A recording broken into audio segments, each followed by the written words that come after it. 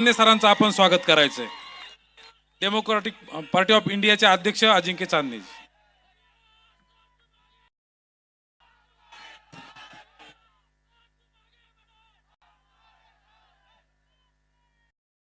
आपल्या सर्वांचे दैवत आणि आपल्या सर्वांचे नेते मार्गदर्शक आदरणीय पवार साहेब, मंचावर माझ्यासाठी आपल्या सर्वांनाच मार्गदर्शन करायला आलेले मंचावरील सर्वच मान्यवर सहकारी आणि आपण सगळेजण अत्यंत मोठ्या संख्येने आलेले, माझ्यावर अत्यंत मनापासून प्रेम करणारे माझे सगळे मतदार मायबाप, वडीलधारी मंडळी आणि तरुण मित्रांनो,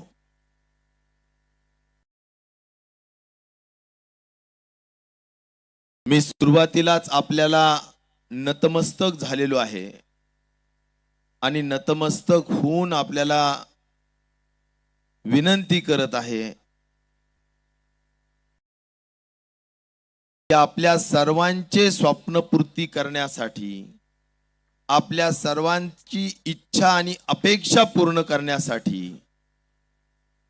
माझ्या जीवनासाठीचं महत्त्वाचा उद्देश म्हणजे आपल्या सर्वांची प्रामाणिक सेवा करणं, त्यासाठी माझं जीवन खर्ची पडावं, याच उद्देशाने करत असलेलं राजकारण, समाजकारण,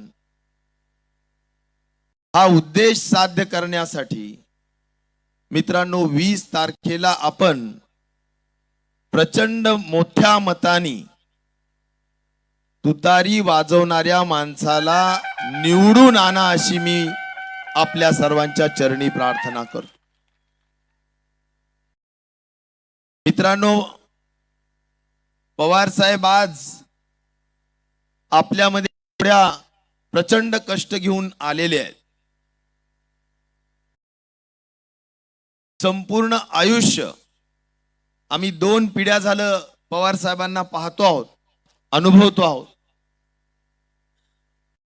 आणि त्यामुळे सामान्य माणूस त्यासाठी झटणं, त्यासाठी जगणं आणि जो राजकारण आणि समाजकारणातला विचार आहे त्याला कदापि तडजोड न करणं, यासाठी संपूर्ण आयुष्य आदरणीय पवार साहेबांनी झिजवलेलं आहे। कोणतीही किंमत मोजावी लागली तरी चालेल, पण मी माझ्या विचाराशी तडजोड करणार नाही आणि सामान्यांचं हित जपल्याशिवाय राहणार नाही, हा त्यांच्या संपूर्ण जीवनाचा सार आहे। मित्रांनो, तुम्ही बघितलं की महाराष्ट्राच्या या घडलेल्या राजकीय घडामोडीमध्ये वयाच्या 83-84व्या वर्षी त्यांच्यावर हा आघात झाला, पक्ष फुटला, चिन्ह गेलं, त्यापेक्षा सुद्धा दुर्दैवी म्हणजे घर फुटलं। सगळे आमदार जे तळहाताच्या फोडासारखे जपून वाढवले आम्ही पाहिलं, प्रचंड त्यांनी सर्वस्व त्यांना दिलं, पण हे सगळे जण स्वतःच्या स्वार्थासाठी, प्रलोभनासाठी आणि केलेल्या पापावर पांघरून घालण्यासाठी आज त्यांना सोडलं। मला एक सांगा मित्रांनो, की एवढी मोठी संपूर्ण त्यागाची भूमिका केली परंतु तत्व सोडलं नाही। तत्व आहे ते शिवछत्रपती शाहू फुले आंबेडकरांच्या विचाराला तडजोड नाही, या विचाराने त्यांनी आयुष्य जगले। आता कुठल्याही परिस्थितीत विचारांचा तडजोड नाही आणि सामान्य माणूस हा केंद्रबिंदू मानून त्यांनी आयुष्य त्या ठिकाणी वेचलेलं आहे।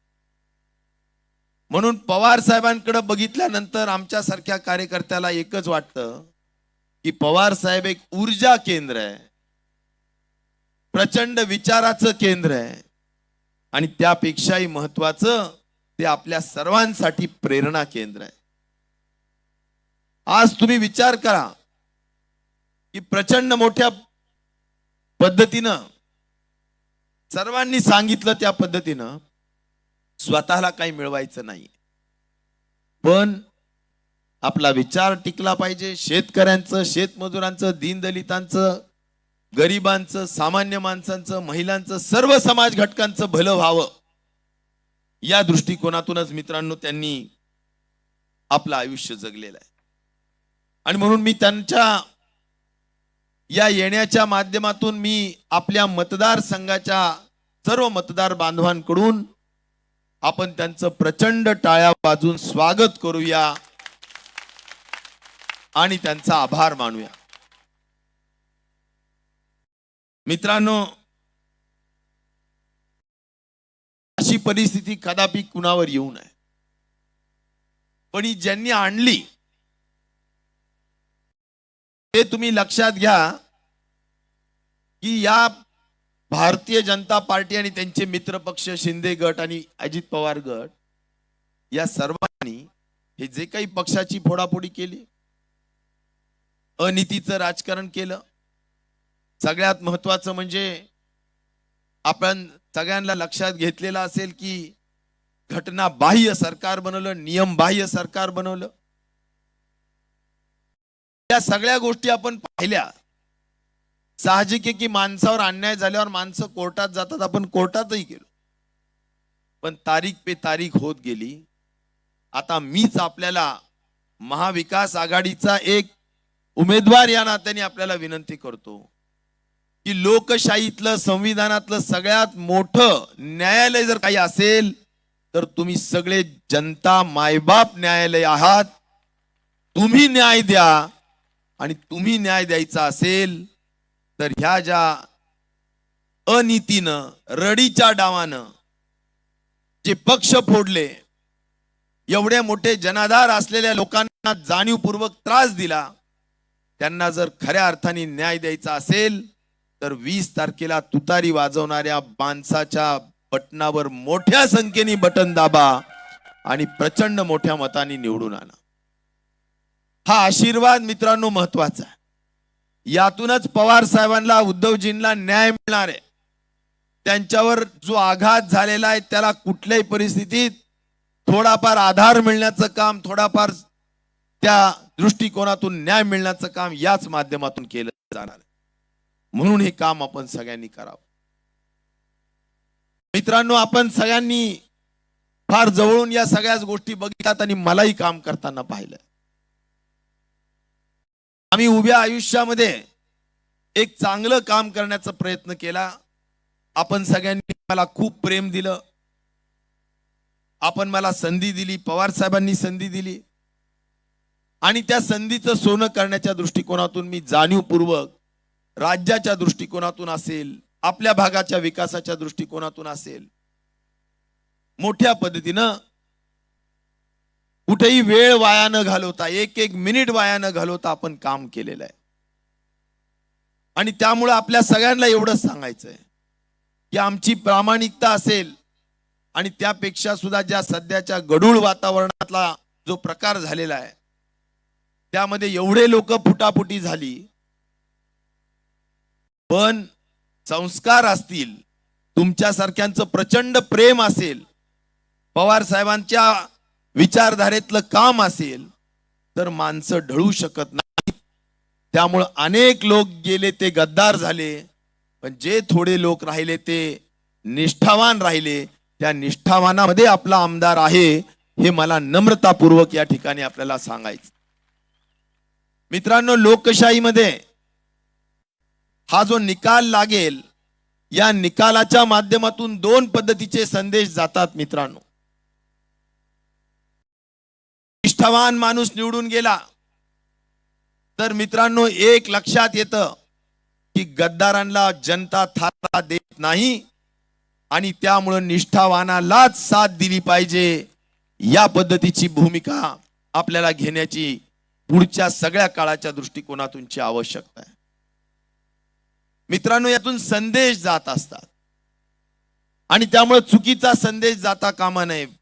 म्हातारी मेल्याचं दुःख काळ सोकावतो या विचाराप्रमाणे आपण जर लक्षात घेतलं तर कुठल्याही कारणाने आपल्याला गद्दारांना साथ मिळता कामा नये. नाहीतर दिवसा ढवळ्या मित्रांनो, विश्वासार्हता नावाचं जे नातं आहे, विश्वासाचं नातं तुमचं माझं जे आहे ते नातंच राहणार नाही. कोण कोणत्या धर्माचा जातीचा आहे ते वेगळी गोष्ट आहे मित्रांनो. सगळ्यात महत्वाची जात आणि सगळ्यात महत्वाचं नातं जर काही असेल तर ते तुमचं माझं विश्वासाचं नातं आहे. हे गद्दार लोक जे गेलेत यांनी त्यांचं हे विश्वासाचं नातं तोडलंय. तुम्ही विचार करा, 1,00,000-2,00,000 लोक निवडून देतात आणि आमदारांनी जर स्वतःला विकून टाकलं तर याचा अर्थ तुमच्याशी गद्दारी झाली, पक्षाशी गद्दारी झाली, नेत्यांशी गद्दारी झाली. मला या ठिकाणी नम्रतापूर्वक सांगायचं की आई वडील आपल्याला जन्म देतात, पण राजकारणातला जन्म आपल्याला पक्ष आणि आपला नेता देत असतो. आणि त्यामुळे त्या पक्षाला आणि नेत्याला विकण्याचं काम, त्यांच्याशी प्रतारणा करण्याचं काम, गद्दारी करण्याचं काम मित्रांनो चांगल्या माणुसकीच्या आणि आपल्यासारख्या वारकरी संप्रदायाच्या प्रभाव असलेल्या भागामध्ये जमणार नाही. आणि म्हणून आम्ही सगळ्यांनी तुमच्या निष्ठेला जपण्याचंच काम केलं. त्यासाठी मंत्रिपदाची काय असेल त्याग असेल, अन्य गोष्टींचा त्याग असेल. मित्रांनो, मी तुम्हाला जबाबदारीने सांगतो, काही लोकांचे मी काम करू शकलो नसेल, काही लोकांचा रोड राहिला असेल, काहींचे छोट्या मोठ्या अपेक्षा राहिल्या असतील. त्याचं कारण एकच आहे, या सत्तेत आलेल्या घटनाबाह्य सरकारने विरोधी, त्यांच्या विरोधी असलेल्या किंवा त्यांची साथ न दिलेल्या लोकांना एक दमडा सुद्धा दिला नाही. डीपीडीसी मध्ये नाही, राज्याच्या बजेटमध्ये नाही. बजेटमध्ये मंजूर झालेले काम स्थगित करण्यात आले. मित्रांनो, एवढ्या वाईट पद्धतीनं वागणूक मला नाही वाटत लोकशाहीमध्ये कधी आम्ही पाहिली असेल. आपल्या आशीर्वादाने, पवार साहेबांच्या आशीर्वादाने आम्ही सुद्धा मंत्री होतो, पण अशा पद्धतीनं विरोधकांशी वागण्याचं काम कधी केलं नाही. पण हे सगळं जरी झालं तरी तुमच्याशी निष्ठा आणि साहेबांशी आणि पक्षाशी निष्ठा आपण सोडली नाही. मला याच्यावर विश्वास आहे की माझ्या निष्ठेला, प्रामाणिकतेची समजून घेण्याची निश्चित प्रकारचं काम माझा मतदार बांधव करेल. आणि माझ्या नेत्यांचं, माझ्या महाराष्ट्राच्या सगळ्या जनतेच्यावर माझा विश्वास आहे की आपल्याला महाविकास आघाडीचं सरकार आणायचं आणि आल्यानंतर व्याजासकट तुमचे सर्वांचे प्रश्न सोडवायचे, हाही महत्वाचा विषय मला या निमित्ताने सांगायचा. मित्रांनो, आम्ही अतिशय प्रामाणिक काम करणारे सहकारी आहेत. राजकारणात कुठले पैसे खाण्यासाठी किंवा चुकीचं काम करण्यासाठी आलेलो नाही. फार स्वच्छपणे सांगतो मी, आणि त्यामुळे आपलं नाणं खणखणीत आहे. आपण कुठल्या ईडी फिडी, सीबीआय फिबीआयला घाबरत नाही, कारण आपलं काम स्वच्छ आहे. आणि त्या संस्कारात कर्मयोगी कैलासवासी अंकुशराव टोपे साहेबांनी लहानपणीपासून केलेले संस्कार मला अजून आठवतंय. ज्यावेळी मला पहिल्यांदा मंत्रिपदावर पवार साहेबांनी घेतलं त्यावेळी मला बाजूला बसून एकच गोष्ट सांगितली की राजेश भाई, आपण खाऊन पिऊन सुखी आहोत, असं कोणतंही काम चुकीचं करू नका की ज्यामुळे आपल्याबद्दलची मानहानी होईल. हा संदेश टोपे साहेबांनी दिलेला आहे. आणि त्यामुळे या सगळ्या गोष्टींपासून आपण दूर आहोत. समाजकारण करावं, लोकांचं हित करावं, यासाठी राजकारणात आहोत. आणि म्हणून मला जी संधी, आता तुम्ही बघा, 2014 ते 2024 मध्ये साधारणपणे 10 वर्षाच्या कालखंडामध्ये आपण 2 वर्ष उद्धवजी मुख्यमंत्री असताना सत्तेत होतो, पण 8 वर्ष आपण विरोधी पक्षात होतो. पण विरोधी पक्षात आहोत म्हणून तुमच्या कुणाशी नाळ तुटण्याचं कारण नाही. तुमच्यासाठी संघर्ष करण्याचं काम, जे काही विकासाचं काम असेल त्यासाठी जेवढा काही प्रयत्न करायचा आहे, जेवढे काही कष्ट घ्यायचे, ते सगळे कष्ट घेण्याचं काम आपण कधीही सोडलं नाही. आणि त्यामुळे सातत्याने विकासाच्या बाबतीतलं काम आपण करत राहिलेलो. राजकारण हे विकासासाठीच करायचं असतं. समाजात अडीअडचणीत असलेल्या लोकांचे प्रश्न सोडवण्यासाठी करायचं असतं. या हेतूनच आपण राजकारण करतो आहोत. आणि म्हणून आज कोरोनाच्या काळात सुद्धा मित्रांनो, ज्यावेळी आपल्याला या ठिकाणी एवढं अभूतपूर्व किंवा अशा पद्धतीचं भयानक संकट आलं, त्यावेळी सुद्धा हीच जी संस्कृती आहे की कुठल्याही परिस्थितीत आपल्याला माणसाला अडचणीतून काढायचं, माणसाच्या चेहऱ्यावर समाधान बघायचं, हसू बघायचं, या हेतूनं राजकारण करत असू तर मित्रांनो, आम्ही कोरोनाच्या संपूर्ण कार्यकाळात मला एवढी मोठा आधार होता, आदरणीय पवार साहेबांचं मार्गदर्शन होतं. पण एक नक्की सांगतो की मला कधीही एवढी भयानक स्थिती होती की लोक असे कुणाला हात लावायला डचकत होते, कुठला शिंकला तरी सुद्धा जवळपास येत नव्हते, जवळचे नाते तुटले होते, भीती प्रचंड होती.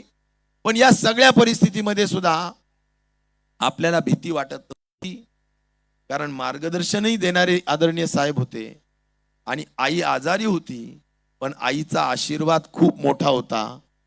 आईच्या पायाला हात लावल्यानंतर असं म्हणतात ना की आईच्या पायामध्ये स्वर्ग आहे, त्या पद्धतीनं आईचं दर्शन घ्यायचं आणि कोरोनाच्या कामाला पूर्ण वर्ष 2 वर्ष वाहून घ्यायचं, हा आमचा सपाटा चालू होता. मित्रांनो, आज या सगळ्याच कार्यकाळात माझी आई सुद्धा गेली. 2-3 वर्षा अगोदर वडील सुद्धा गेले. आता माझे आई आणि वडील दोघही नाहीये. मला फार मोठा आधार आपल्या सगळ्यांच्या माध्यमातून होता. आपल्याला माहिती आहे की मी आमदार असताना सर्व संस्थेची जबाबदारी आमचे वडील बघत असायचे, पण आज ते पण नाहीत, आई पण नाही. आता माझं मायबाप जर कोण असेल तर माझी जनता मायबाप आहे. त्या मायबापांनी साथ द्यावी अशी माझी आपल्याला सगळ्यांना विनंती. मित्रांनो, मी कधीही उतणार नाही, मातणार नाही, घेतलेला वसा टाकणार नाही, हा अत्यंत जिम्मेदारीने शब्द, प्रामाणिक वचन मी आपल्या सगळ्या मतदार बांधवांना देऊ इच्छितो. आपल्या सेवेचं व्रत मी कधीही सोडणार नाही कुठल्याही कारणाने, आणि त्या दृष्टिकोनातून आपण आशीर्वाद द्यावा अशी माझी आपल्या सगळ्यांना विनंती. आम्ही सगळ्या पद्धतीनं काम करतो. आपल्या परिवारावर तुळशी पात्र ठेवून मित्रांनो आम्ही दिवस रात्र काम करतो, सगळेजण काम. सकाळी 7 वाजलेला सुरू होणारा दिवस रात्री 1 वाजेपर्यंत थांबत नाही. रोज सर्वसामान्य माणसांची कामं होण्याच्या दृष्टिकोनातूनच काम आम्ही करत असतो, आणि म्हणून आम्हाला काम चांगलं करायचंय, त्यासाठीच आशीर्वाद पाहिजे. मित्रांनो, आज आपल्या सगळ्यांच्या साक्षीनं जे जे काही कामं केली आहेत ते तुमच्या समोर आहे. शेतीचे असेल, सिंचनाचा असेल, रस्त्यांचे असतील, पिण्याच्या पाण्याच्या असतील, आरोग्याचे विषय असतील, सगळ्या बाबतीत आपण कामं केली आहेत. मी त्याचा पाडा वाचून आपला वेळ घेऊ इच्छित. या सगळ्यांच्या दृष्टिकोनातून आज मी फिरत असताना सुद्धा मला जाणवत आहे की आपल्या भागात पाणंद रस्त्यांचे प्रश्न आहेत. आपल्या भागात म्हणण्यापेक्षा महाराष्ट्रामध्ये हे प्रश्न आहेत. पाणंद रस्ते दुरुस्त झाले पाहिजे. गावांचा विस्तार होतोय, वस्त्या निर्माण होत आहेत, त्या ठिकाणी लाईटचे प्रश्न निर्माण झाले.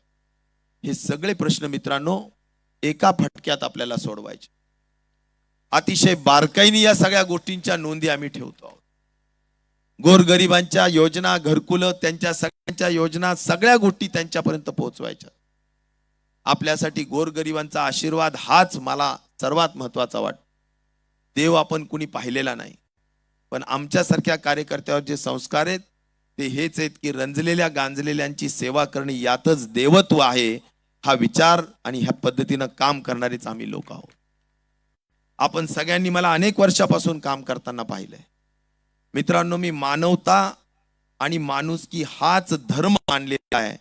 दुसरा धर्म माझा दुसरा कुठला नाही. माणुसकी आणि मानवता हा धर्म आहे.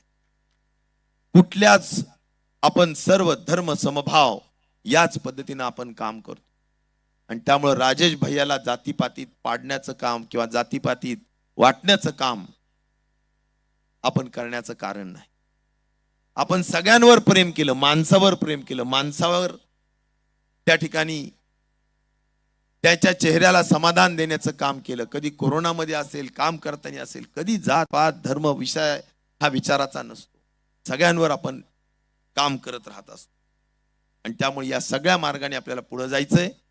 मी अधिक जास्त वेळ बोलणार नाही, पण एक नक्कीच आहे की मित्रांनो, शेती, आजचं सरकार, ह्या सगळ्याच गोष्टी आपल्याला खूप चटके लावणार आहे.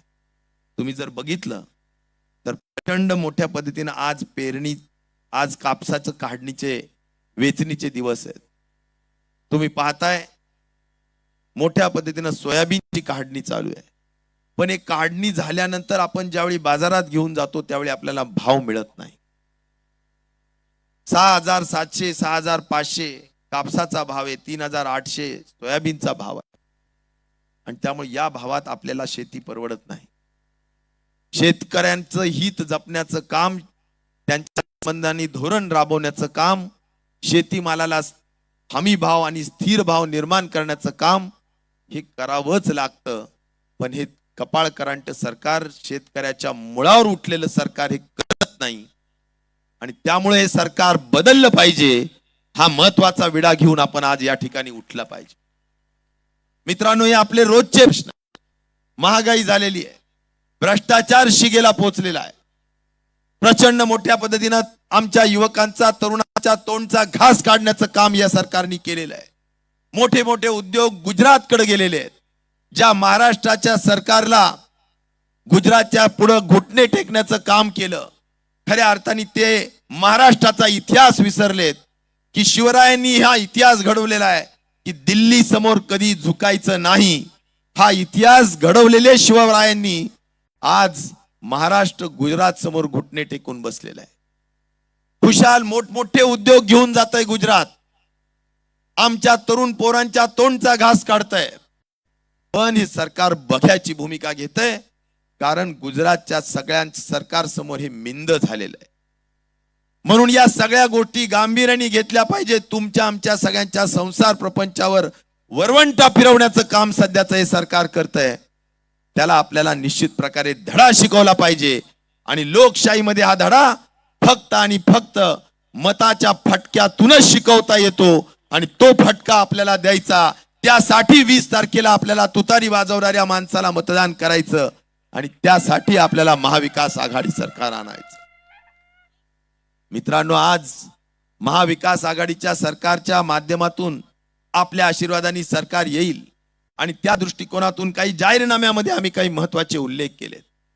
आदरणीय पवार साहेबांनी त्याची सुरुवात केली. 73,000 कोटी रुपयाचं कर्जमाफी देऊन देशामध्ये एक प्रकारचं उदाहरण घडून दिलं की शेतकऱ्यांना संकटाच्या काळात मदत केली पाहिजे. जे मोठ्या पद्धतीनं नैसर्गिक संकट येतं, आमचा शेतकरी कष्ट करणारा असतो, पण निसर्गासमोर त्याचे हात टेकले जातात आणि तो थकबाकीदार होतो. त्याचा 7/12 कोरा करण्याचं काम आदरणीय पवार साहेबांनी सुरुवात केली. आज महाविकास आघाडीचं सरकार येऊ द्या. पवार साहेबांच्याच विचारातला विचार तुम्हाला सांगतो. पवार साहेब असतील, उद्धवजी असतील, राहुल गांधीजी असतील, त्यांचा विचार आहे की आमच्या सगळ्या अतिवृष्टीमध्ये पिचलेला शेतकरी असेल, दुष्काळाने मोडलेला शेतकरी असेल, त्यामुळे शेतीवर कर्ज वाढलेला असेल, थकबाकीत गेलेला असेल, 3 लाख रुपयापर्यंत कर्ज माफी ही दिली जाणार. मित्रांनो, त्या दृष्टिकोनातूनचा महत्वाचा निर्णय घेतला जाणार आणि त्यामुळं आपल्याला या सगळ्या गोष्टींवर मतदान करावं लागणार आहे. शेतीमालाला भाव मिळत नाही म्हणून हमी भाव देण्याची खात्री दिलेली आहे. त्या ठिकाणी जीवनावश्यक वस्तू महाग झालेले आहेत म्हणून जीवन आवश्यक वस्तूला स्थिर करण्याचं काम, भाव वाढू न देण्याचं काम केलं जाणार आहे.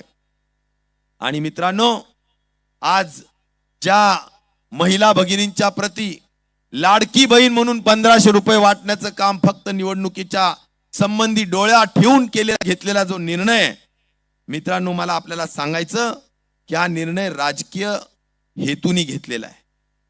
पण आता हा निर्णय घेतलेला असताना ते काय म्हणतात, आमचं सरकार निवडून आलं तरच आम्ही ही योजना चालू ठेवू, अन्यथा बंद करू. पण आमच्या भगिनींना आम्ही वाऱ्यावर सोडणार नाहीयेत. आदरणीय पवार साहेबांनी, उद्धवजींनी, राहुल गांधींनी ठरवून टाकलेलं आहे की आमच्या महिला भगिनींची ही योजना चालू ठेवणार आणि 1500 नाही 3000 रुपये प्रति महिना देऊन ही योजना चालू ठेवणार, हाही निर्णय घेतण्यात आलेला. आमच्या हजारो तरुण मुलं सुशिक्षित आहेत, बेकार आहेत, त्यांना सुद्धा 4,000 रुपये महिना दिला जाणार. आणि म्हणून या सगळ्या गोष्टी मित्रांनो आपल्याला आपल्या हिताच्या जपणुकीच्या दृष्टिकोनातून करायच्या. मी अधिक बोलून वेळ घेत नाही. पवार साहेबांचं मार्गदर्शन आपल्याला सर्वांना महत्वाचं आहे. आणि म्हणून मी एवढंच सांगेल की आता 10 दिवस राहिलेत. आज 10 तारीख आहे. रात्र वैऱ्याची आहे. राजा जागा रहा, मतदार राजा जागा रहा. इतर सगळ्या कुटील कारस्थानं केले जातात. जे लोक खऱ्या अर्थाने शनिवार रविवार येऊन राजकारण आणि समाजकारण करण्याचं आणि तालुक्यात फेऱ्या मारण्याचं काम करतात, मित्रांनो, त्या लोकांना मत मागण्याचा नैतिक अधिकार नाही, हे सुद्धा मला या निमित्ताने आपल्याला सांगायचं. जिथं आम्ही तुम्हाला सांगतो की आमचा दिवसाचं रात्र आणि 24 तास आणि 365 दिवस काम करतो, तिथं हे लोक फक्त निवडणुकीला डायरेक्ट येऊन उभा राहणं आणि वाम मार्गाने निवडणुका लढवणं या दृष्टिकोनातून हे लोक तुमच्या समोर येतील. त्यामुळे यांना कुठल्याही परिस्थितीत थारा देऊ नका. आपल्या भविष्य खऱ्या अर्थाने बनवणारी ही निवडणूक आहे. आणि म्हणून आपल्या सगळ्यांना या ठिकाणी लक्ष घालायचं. आज सगळ्यांनी डोळ्यात तेल घालून काम करा.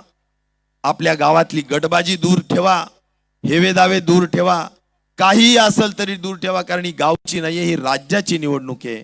आणि आपल्या राज्याच्या माध्यमातून मी सुरुवातीला सांगितलं त्या पद्धतीनं स्वप्नपूर्ती आपल्याला करायची, इच्छापूर्ती करायची आहे. तुमच्या सगळ्यांची इच्छापूर्ती करायला आम्ही तयार आहेत. तुम्ही 10 दिवस द्या. राजेश भैया पुढचे 5 वर्ष तुम्हाला अहोरात्र अविश्रांत मेहनत करेल, हा तुम्हाला शब्द आणि प्रामाणिक शब्द या निमित्ताने देतो. म्हणून या निमित्ताने एवढंच सांगेल, एक 2-3 वाक्य आम्ही बनवलेत, तेवढे मी आपल्या समोर सांगतो आणि थांबतो. सोयाबीनला नाही भाव, शेतकऱ्यांवर घातला घाव, यांचा फक्त फोडाफोडीचा डाव, तरीही महाविकास आघाडीचे पुढचे नाव. तिकिटासाठी लाचारी, घनसावंगीत फक्त शनिवारी, पण मायबाप